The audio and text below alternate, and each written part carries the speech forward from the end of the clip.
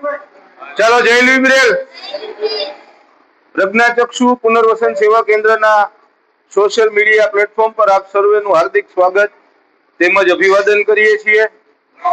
દોસ્તો, આજે સંસ્થા પરિષદમાં નવીનભાઈ અગોલા અને તેમનો પૂરો પરિવાર પધાર્યો છે, ત્યારે આપણે સૌ તેમનું તાળીઓથી સ્વાગત કરીએ। દોસ્તો, આપણે સૌ જાણીએ છીએ કે અત્યારે પવિત્ર અધિક માસ ચાલી રહ્યો છે, તો એ અધિક માસ ના નિમિત્તે જ નવીનભાઈ તરફથી આજે સંસ્થામાં રહેતા નેત્રહીન ભાઈ બહેનોને ભોજન કરાવવામાં આવી રહ્યું છે। ત્યારે આપણે સૌ ઈશ્વરને પ્રાર્થના કરીએ કે ઈશ્વર નવીનભાઈને તંદુરસ્તી સાથે દીર્ઘાયુ બક્ષે, એમના મનની જે કાંઈ પણ મનોકામના હોય કુદરત પૂરી કરે, અને સાથે સાથે જ એમના ધંધા રોજગારમાં કુદરત એમને ઉત્તરોત્તર બરકત આપે, એવી જ આપણે સૌ કુદરતને પ્રાર્થના કરીએ।